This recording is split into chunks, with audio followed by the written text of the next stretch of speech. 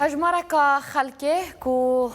کجبرن کمپا دومیزن میوانن من روداوین لدهوکه یعنی صالح چاوا جیایه چویه کیول ایرو دا پرسیار دا میوانن من جدا هنه دوای اولنا برنامه تبین یک تن هبه پیشن یارک تن هبه من اگریم والا جانبتن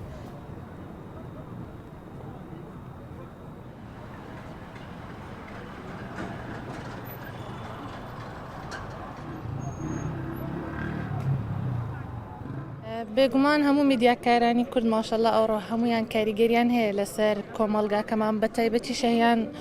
خاپشەیان یەکێکە لەو کەسە کاریگەرانی کە خۆم زۆر ڕاملێتی و زۆر بینەری بەرنامەکانی ما لەبەرەوەی کەسێکی تاکو بڵێ سەرکەوتوو و تێگەیشتووە شەیان تەحسین وەک ئافرەتێک لە بوارەکەی خۆیان کە کارەکات من جێگەی دەستخۆشیە و نەک شەهێن تەحسین بگرە ئەو ئافرەتانی کە لە بواری ڕاگەیاندن و بواری هونەر و بواری ڕۆشنبیرەکان ناکارەکەن من هەمیشە دەستخۆشیان لێەکەم و پشگیریانەکەم بۆ بەرەو پێشچوونی ئافرەتان لەبەرەوە لە کۆمەلگای ئێمە تەنها ئافرەتە زۆر زەختی ئەخرێتە سەر و وەک پیاوان حسابی بۆ ناکرێت لەبەرەوە ضرورە ئافرەتیش پێگەیەکی تایبەتی خۆی هەبێت و گرنگی پێ بدرێت. بەڕای من ئەو کەسانە خاصەتەن چونکە ئافرەتیشە ئیشەڵڵا کە کاریگەری دەبێت چونکە ئیش دەکات لەسەر بابەتە کۆمەڵایەتەکان وڵی جێی فەخرا. ئێمە خەڵکی ڕۆژهەڵات چا لە بەرنامەی بەرپرسیار دەکەین بەرنامێکی زۆر باش و تایبەتیە و بەو بڕوایم کە ئەو بەرنمەیە موفق و پێشکەوتو دەبێت. شایان گاوا ئەم بەرنامەیوی گاوا خەبەرەوی ئەم گۆداری دکەن بەلیەکی دژیانێدا ئینسانێکی پر ژێهاتیە ئینسانێکی پر ئەم بێژوێ کاریانێ بکارتینە هەبەڵە شایان گەرەک باندۆرە ئەم بەخۆشێ مەمنونن پیرەکێکی کووردە سەرکەفتن ji بوونە هەبەڵە شایان باندۆرێک وێنای پر باشە بوو تایبەت جی لمژارە چارەسەرکردنا پسکرێکێن گۆل لە هەرێمێن کوردی هەنە باندۆرا خۆ سەر ملەت هەبوو مامۆستای شەهیان باندۆرێک باش لەسەر جڤاکەی لیست و تایبەت ینی مەسەلەیەکی طرح دەکردن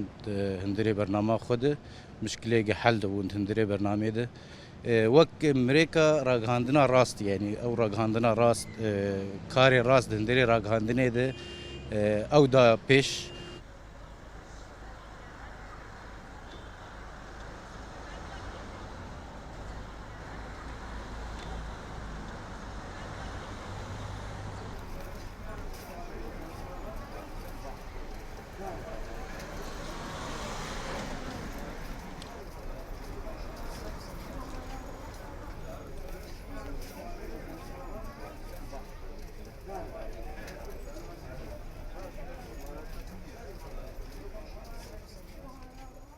هەستێکی زۆر خۆشە بەڕاستی لە بۆ هەر تاکەی کورد هەر گەنجێکی کورد کە لەلایەن